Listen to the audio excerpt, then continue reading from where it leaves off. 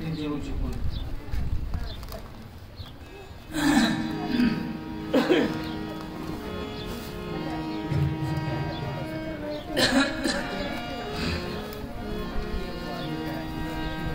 पुंडलिक वरद विठ्ठल श्री ज्ञानदेव तुकाराम राजा रामचंद्र भगवान की जय बजरंग बली हनुमान की जय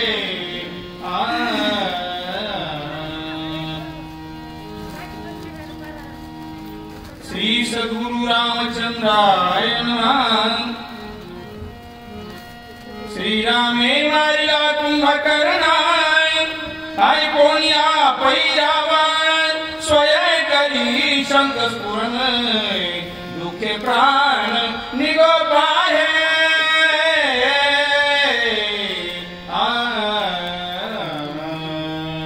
गौरी पुत्र गजानन अंजनी पुत्र हनुमंतराय कौसल्या पुत्र प्रभू रामचंद्र आणि शरण एका जनार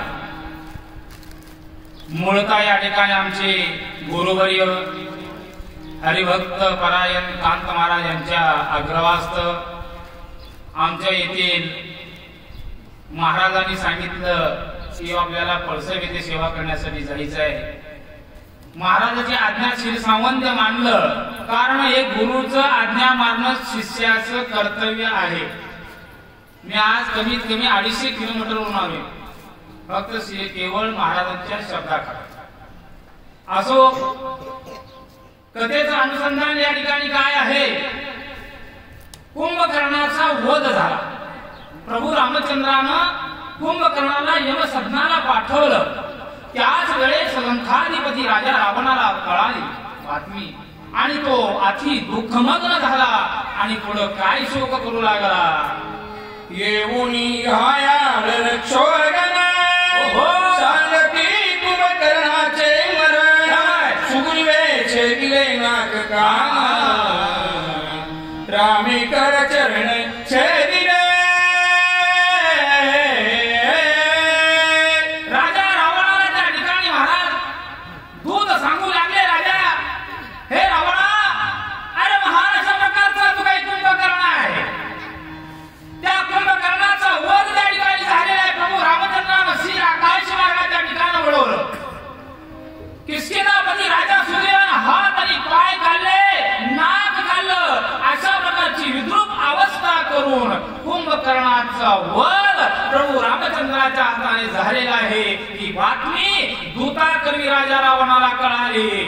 आईचा विटंबोनिया झाला रणी मारिला कुंभकर्ण अरट श्रीराम अंगभण न लागता क्षण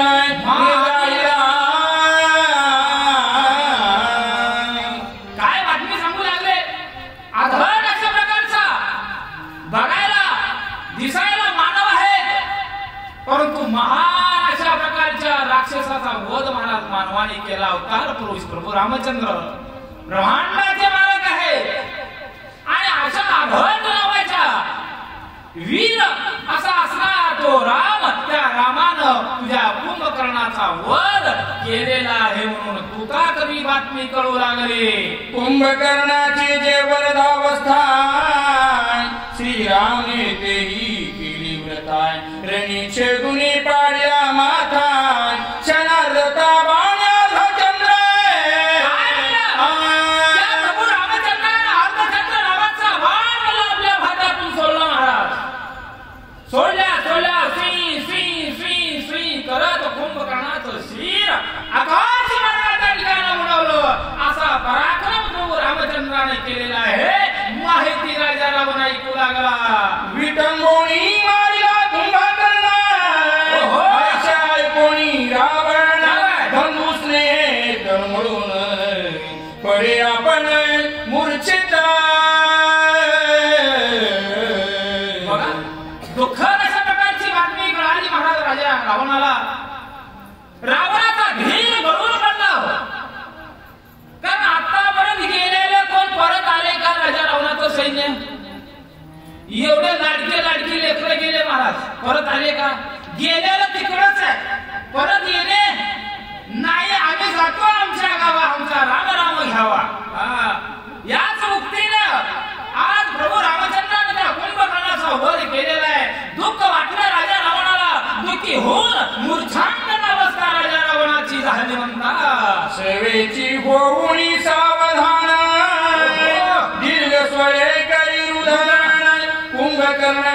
मारायला जाण